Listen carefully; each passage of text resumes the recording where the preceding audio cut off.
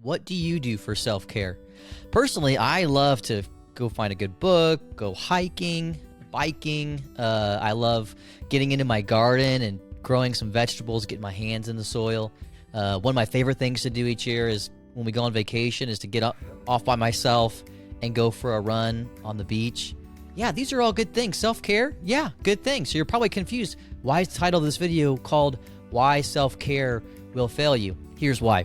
We're finding that post-pandemic, that 1 out of 3 Americans are struggling with depression. Before the pandemic, it was 1 out of 10. Americans are also more anxious than ever.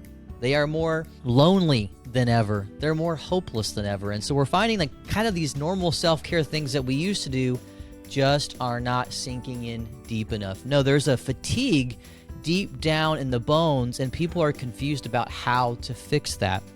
And it made me think about this a little bit more deeply for this video, because I've noticed that one of the problems about a lot of the self-help curriculum and books and programs and self-care is that it's all about you. And if you're a Christian, you already know that's a problem, because what we don't need most of all is self-care. What we need most of all is God care. When we look at the scriptures, we see that God actually completes like what a human is. I mean, think about what a fish is. Is a fish really a fish if it doesn't have water? No, not really. It would be a pretty depressed fish, and it would also die. What about a bird? A bird, let's say, that can't fly. That bird is not really a fully operating bird. It goes against the bird's nature. In the same way, a human being needs God. The same way that a fish needs water, a bird needs air, we were made for God to complete who we are. This is why in the opening kickoff of the scriptures, we see God giving human beings his own divine breath and placing his image upon them.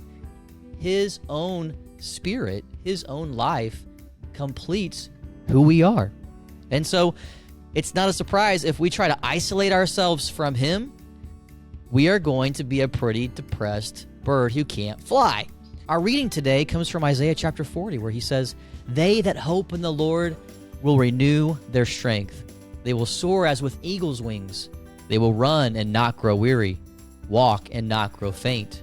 And then in Matthew 18, our New Testament reading for today, Jesus says to the crowds, "Come to me, all you who labor and are burdened, and I will give you rest. Take my yoke upon you and learn from me, for I am meek and humble of heart, and you will find rest for yourselves, for my yoke is easy and my burden is light." And so in both of these readings, we hear that we cannot fully find our rest and our energy unless we're resting in the Lord. What about this whole yoke language? During Jesus' day, he was in a very agricultural region, which is why he talks about sheep and olive trees and orchards and all this farming stuff. The yoke was related to cattle, and they would yoke up two cattle, 2 cows, 2 bulls together, and they would plow the fields. Jesus is saying that he is one of those bulls. He's alongside of you, and he's saying, look, come alongside of me, and I am going to pull you with me. And those times, they would oftentimes pair a younger bull who didn't know what he was doing with an older bull who was more experienced.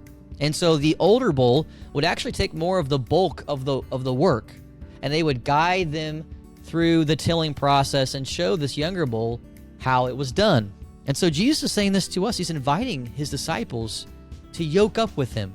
And this is not going to be a super heavy burden, but it will be a burden. It will have demands. You will learn things.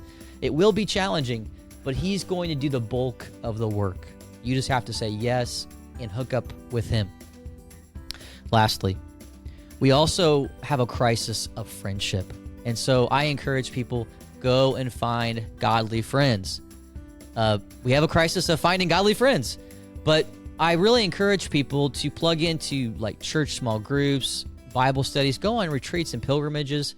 You're going to find some good people. I know I have people in my life. I'm in a small group with some guys and other types of groups that really encourage me. And so it's important that you find godly friends, because we weren't just made for God.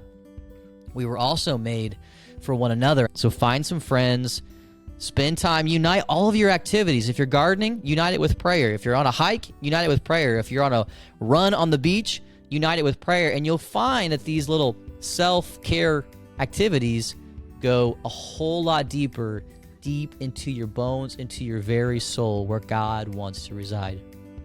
Have a blessed day. Great to spend some time with you. We'll see you tomorrow for our next reflection.